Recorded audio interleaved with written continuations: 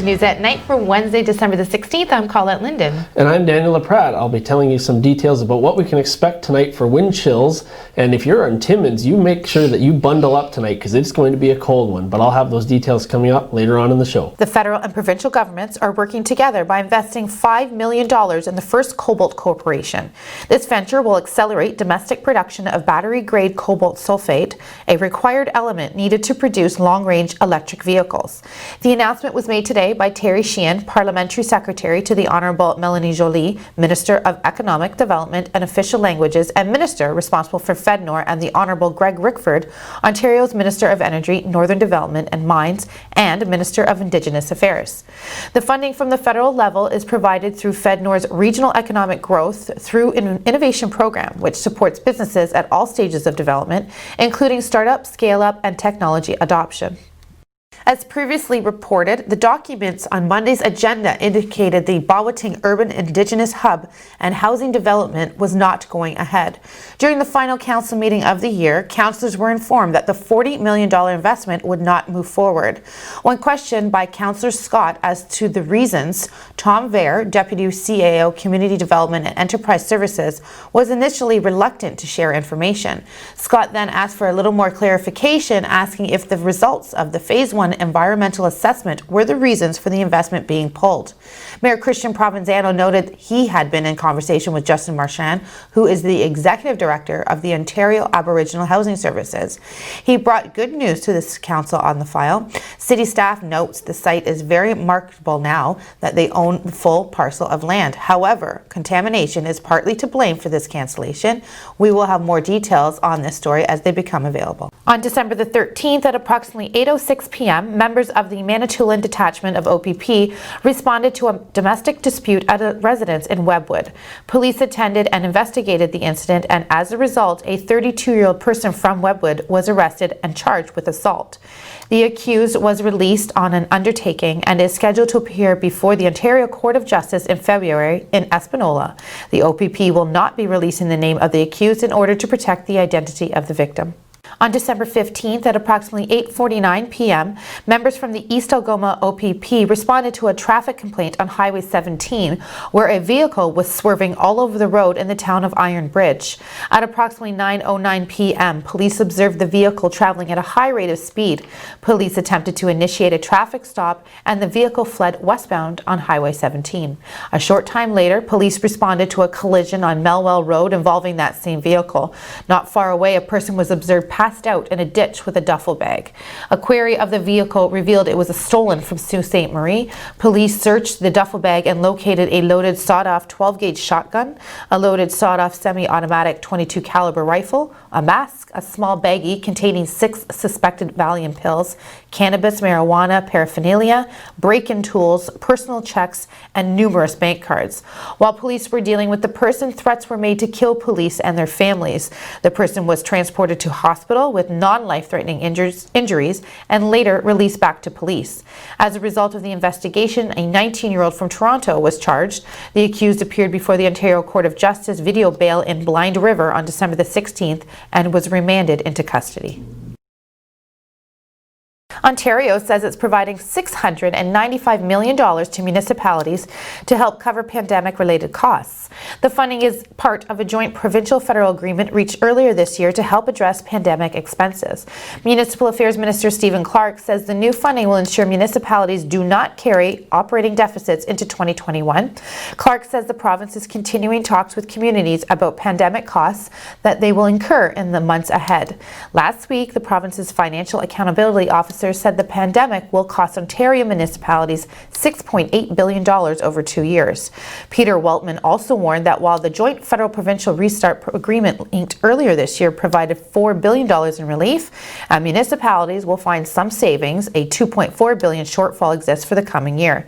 Ontario reported 2,139 new cases of COVID-19 on Wednesday and 43 new deaths due to the virus. Health Minister Christine Elliott said 780 cases were in Toronto, 520 128 in Peel Region, 148 in York, 143 in Durham, and 111 in Windsor, Essex. In the province's long-term care homes, 728 residents currently have COVID-19, and 22 new deaths were reported on Wednesday. The province said 135 of its 626 long-term care homes are experiencing an outbreak. It also reported 223 new COVID-19 cases related to schools, including at least 188 among students. Those bring the numbers of schools with a reported case to 933 out of Ontario's 4,800 publicly funded schools.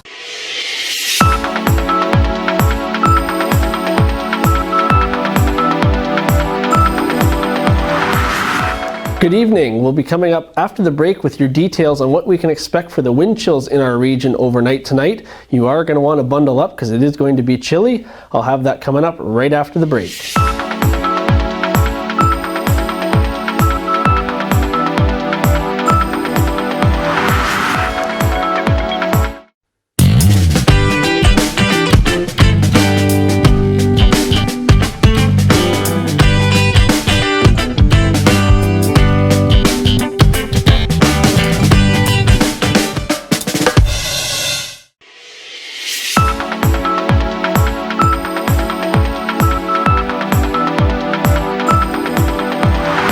Good evening and welcome back on your Wednesday, December the 16th. Yes, it's going to be chilly tonight. We are still seeing some chilly temperatures before we start to move into some warmer temperatures this weekend, which will bring some more snowfall coming our way. Not too much in accumulation, but we do have some cool temperatures to get through first. So let's start with that and let's take a look here at what's going on for your satellite and the cloud cover. We do still have some cloud cover that's going on here, kind of moving its way towards Sudbury and east.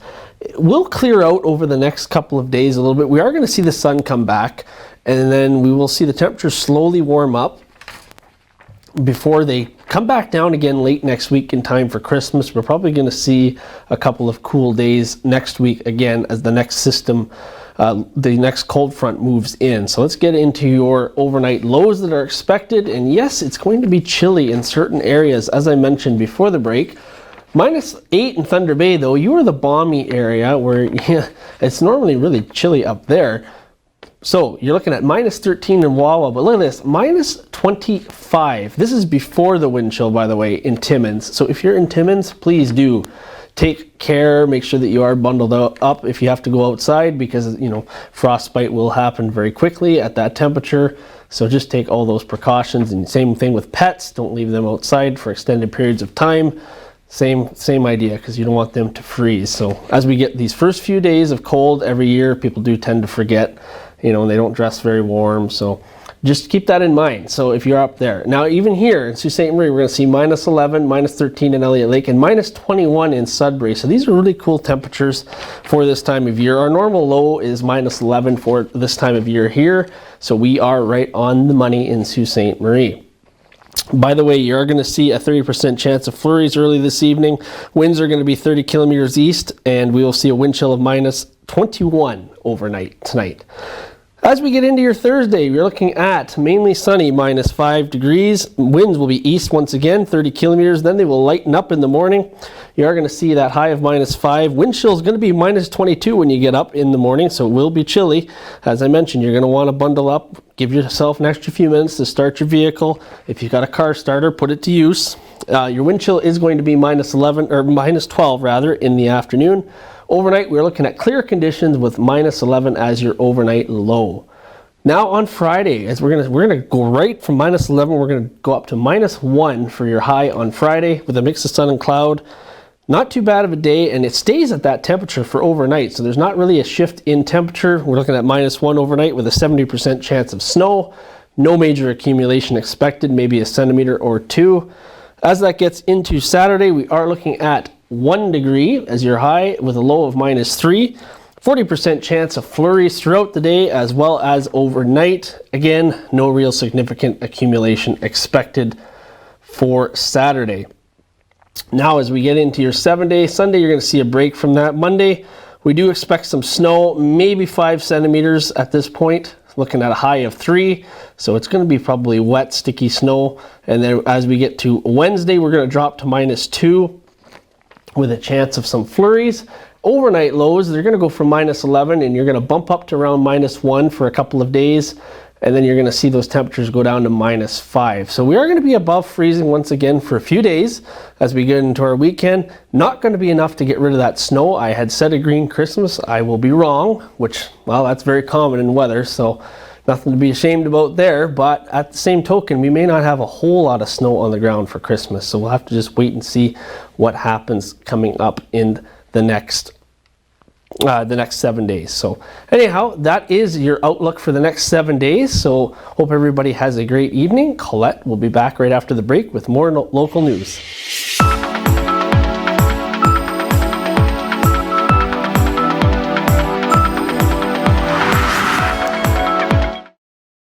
When it comes to peace of mind, think KC Security Services, a locally owned and operated security service, voted the best security company in Sault Ste. Marie. We specialize in mobile patrols and alarm responses. At KC Security, we also offer stationary guard services for commercial and residential properties, events, and more. Available 24 hours per day, 365 days a year. KC Security Services, where peace of mind is a matter of choice, your one-stop shop for all your security needs.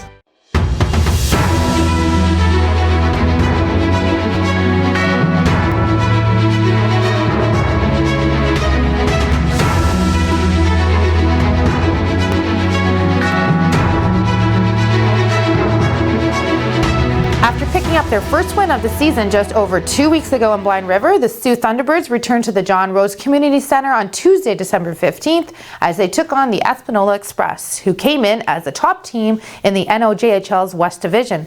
And talk about a dominant performance, the Thunderbirds scored 8 times, including 5 goals in final 20 minutes of play, as they went on to hammer the Express by a score of 8-1. They also outshot the Express 63-31 overall. Thunderbirds defenseman Cam Duschwitz opened the scoring with his first goal of the season at the 18:48 mark of the first period, putting the Sioux up 1-0 after 20 minutes of play. On Tuesday night, the Thunderbirds also saw a great performance from rookie defenseman Connor Toms.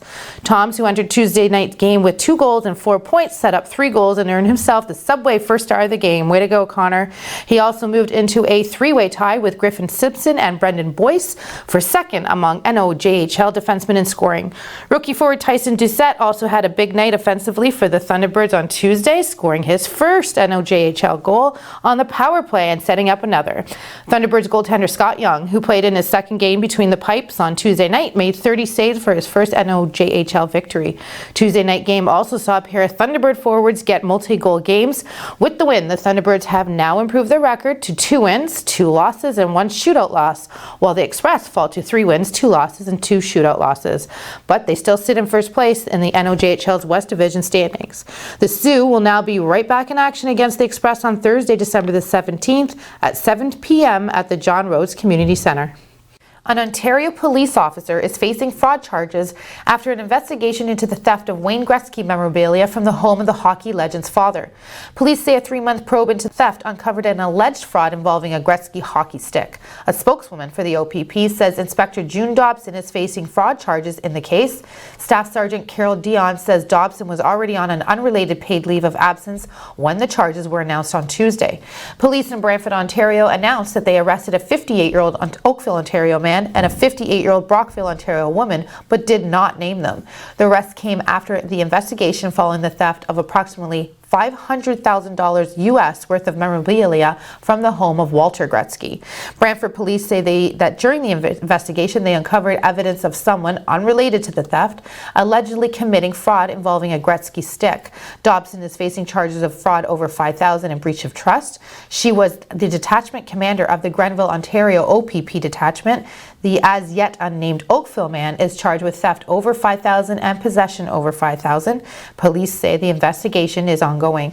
Thank you for watching News at Night for Wednesday, December the 16th. I'm Colette Linden. And I'm Daniel LaPrade, and just reminding you, make sure that you stay warm tonight. We are going to see those winds pick up, and the wind chill is going to be pretty chilly, so do bundle up if you are out there tonight. Thanks, Dan. Stay tuned for more news and weather right after this.